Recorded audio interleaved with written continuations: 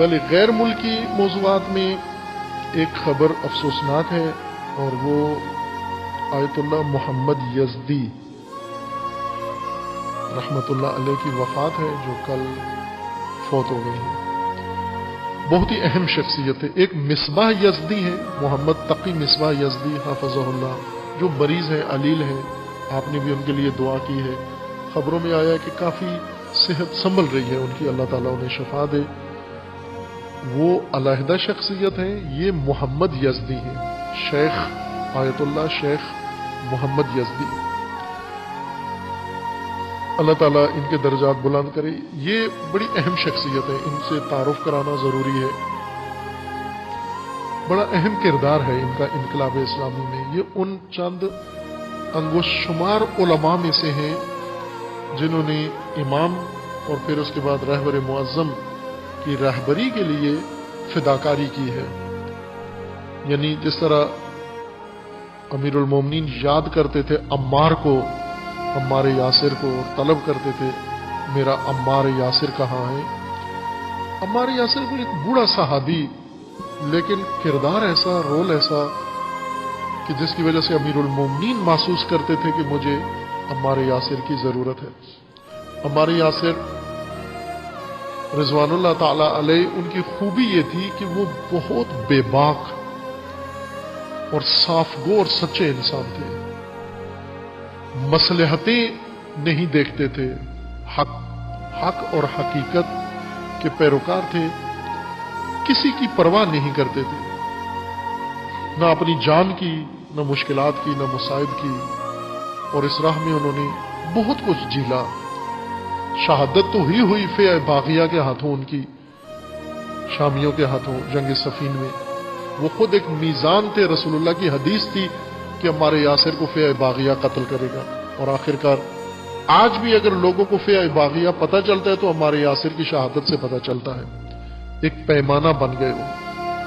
یہ وہ شخصیات تھیں، اور ان جیسے چاند ایک اور بزرگوار ہیں، آیت اللہ جنتی ہیں حافظ اللہ کے، وہ بھی زندہ ہیں لیکن بہت بوڑھے ہیں۔ یہ انقلاب کے بنیادی نظام ولایت فقیہ کے ستون تھے، مرکزی۔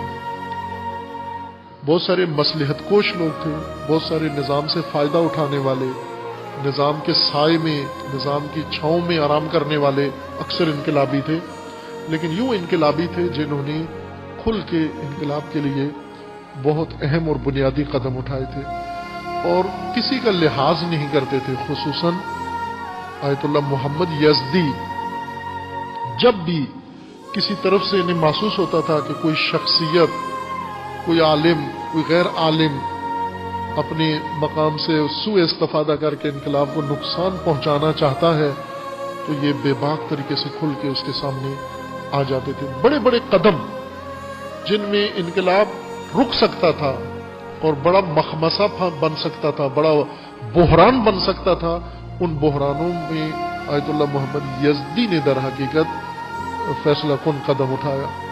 مثلا بہت سارے فتنے ایران کے اندر شروع ہوئے انقلاب کے خلاف، اور ان فتنوں میں بہت سارے لوگ بہک گئے، انہیں پتہ ہی نہیں چلتا تھا۔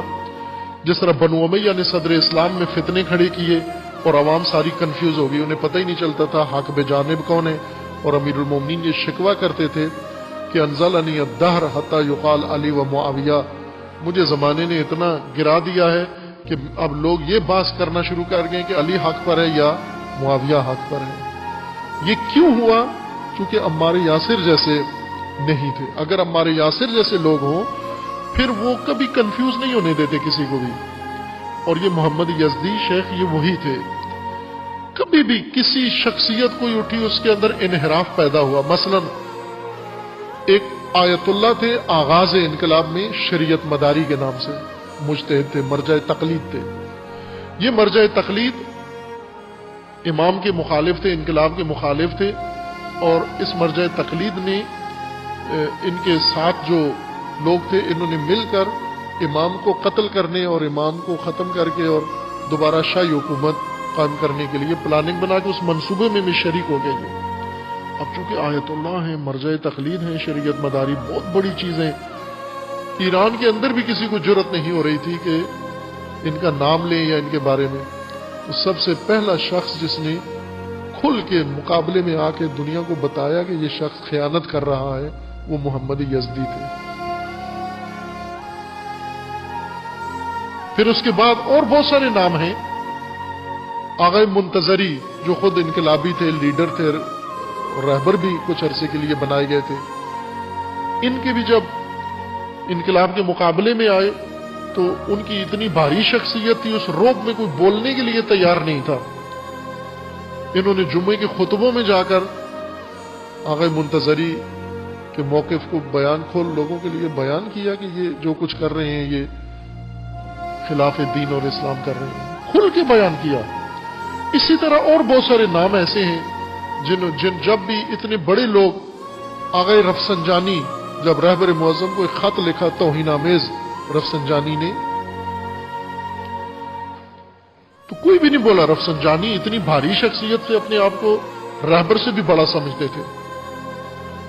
اس وقت محمد یزدی سامنے آئے، انہوں نے آ کر ان کو اسی لہجے میں جواب دیا کہ تجھے حق کیا بنتا ہے کہ اپنی پوزیشن سے انقلاب نے جو دی ہے اس سے غلط فائدہ اٹھا کر تو انقلاب کے مقابلے میں باہر کے۔